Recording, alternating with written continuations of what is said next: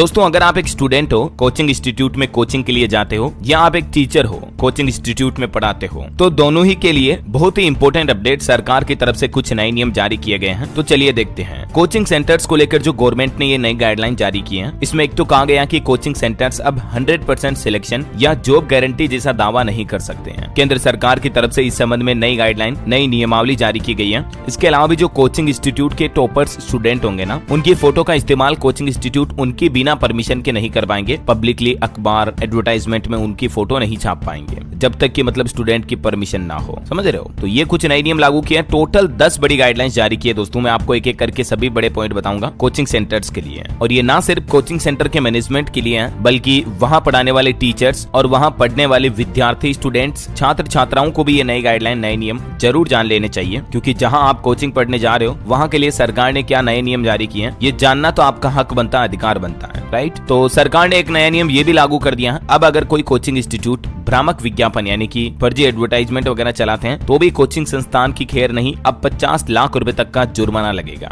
CCPA की तरफ से ये नई गाइडलाइन जारी की गई। सीसीपीए यानी केंद्रीय उपभोक्ता संरक्षण प्राधिकरण की ओर से। अब क्या क्या एक्शन हो सकता है कोचिंग इंस्टीट्यूट पर? 1 लाख रुपए से लेकर लगातार वायलेशन करने पर 50 लाख रुपए तक का जुर्माना लग सकता है। उनका लाइसेंस रद्द किया जा सकता है। इसके अलावा भी सीसीपीए ने अपनी गाइडलाइंस में कई सारी बातें कही है, जैसे कि कोचिंग सेंटर, उनके एंडोर्समेंट, विज्ञापन और क्लेम्स की पूरी परिभाषा स्पष्ट होनी चाहिए।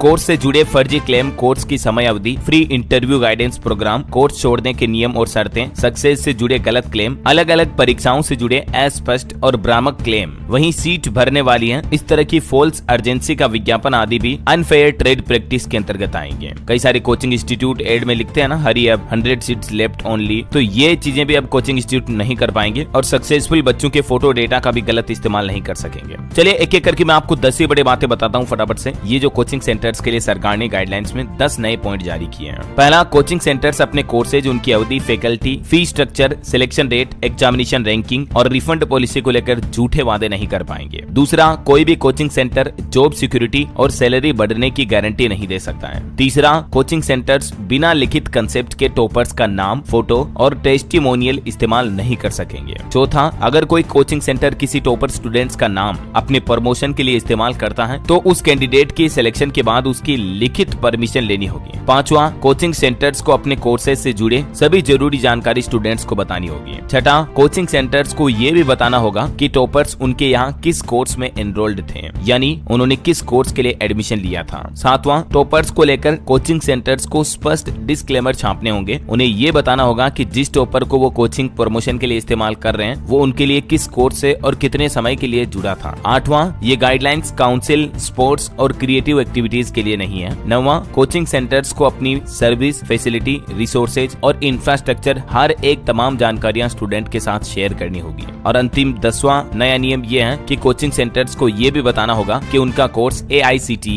UGC जैसी किसी अथॉरिटी से मान्यता प्राप्त है या नहीं। तो ये 10 बड़ी गाइडलाइन में 10 बड़े पॉइंट, नए नियम जो कि सरकार की तरफ से जारी किए गए हैं सभी कोचिंग इंस्टीट्यूट्स के लिए। उम्मीद है आपको ये अपडेट जरूर जानने मिला होगा दोस्तों। इस वीडियो को लाइक और शेयर करना। दवाइयों को लेकर केंद्र सरकार की तरफ से एक बड़ा फैसला लिया है। आज से ही देश भर के 18 रेलवे स्टेशनों पर अब आपको सस्ती दवाइयां मिलेगी। अभी एक दिन पहले प्रधानमंत्री नरेंद्र मोदी ने दुर्गापुरा समेत अन्य स्टेशनों पर भारतीय जन औषधि केंद्रों का शुभारंभ किया है और इन रेलवे स्टेशनों पर अब यात्रियों को सस्ती दरों पर दवाइयां यानी कि मेडिसिन मिल पाएगी। पीएम नरेंद्र मोदी ने बिहार दरभंगा से वीडियो कॉन्फ्रेंसिंग के जरिए देश भर के अलग अलग राज्यों में इन जन औषधि केंद्रों का उद्घाटन किया। चलिए देखते हैं दोस्तों किन किन राज्य के लोगों को इस योजना का फायदा मिलने वाला है शुरुआती चरण में। ठीक है, तो सबसे पहले राजस्थान में देखिए, जोधपुर के भगत की कोठी स्टेशन के बाद अब जयपुर के दुर्गापुरा, फालना और बाड़मेर रेलवे स्टेशन पर भी ये सुविधा उपलब्ध करा दी गई है। इसके अलावा भी पीएम नरेंद्र मोदी ने कुल 18 रेलवे स्टेशनों पर ये प्रधानमंत्री जन औषधि केंद्रों का शुभारंभ किया है और इन स्टेशनों में शामिल है राजस्थान के अलावा गुजरात, त्रिपुरा, तेलंगाना, पश्चिम बंगाल, छत्तीसगढ़, कर्नाटक, बिहार, मध्य प्रदेश, उत्तर प्रदेश और तमिलनाडु राज्यों के कई सारे रेलवे स्टेशन पर ये केंद्र खोले गए हैं। सरकार की इस पहल का मुख्य उद्देश्य है आम जनता को सस्ती और गुणवत्तापूर्ण दवाइयां उपलब्ध करवाना है। इस उद्घाटन समारोह में स्थानीय जनप्रतिनिधि के अलावा रेलवे अधिकारी, कर्मचारी और बड़ी संख्या में आम लोग भी शामिल रहे। इस सुविधा का लाभ खास तौर से उन यात्रियों को मिल सकेगा जिन्हें यात्रा के दौरान या तो स्वास्थ्य संबंधित कोई दवाइयों की जरूरत होती है। कई बार हमें पता लगता है ना कि रेलवे स्टेशन से जा रहे हैं यार, घर पे दवाइयां लेके जानी है, मम्मी पापा ने फोन कर दिया ये दवाइयां ले जानी है, तो उन लोगों को अब पीएम जन औषधि केंद्र के जरिए सस्ती दवाइयां रेलवे स्टेशन पर ही मिल जाएगी। उन्हें कहीं शहर या कहीं बाजार में, मार्केट में हमें मेडिकल शॉप पर जाने की जरूरत नहीं पड़ेगी, है ना। तो ये उम्मीद है छोटा सा न्यूज अपडेट आपको जरूर जानने मिला होगा। ऐसे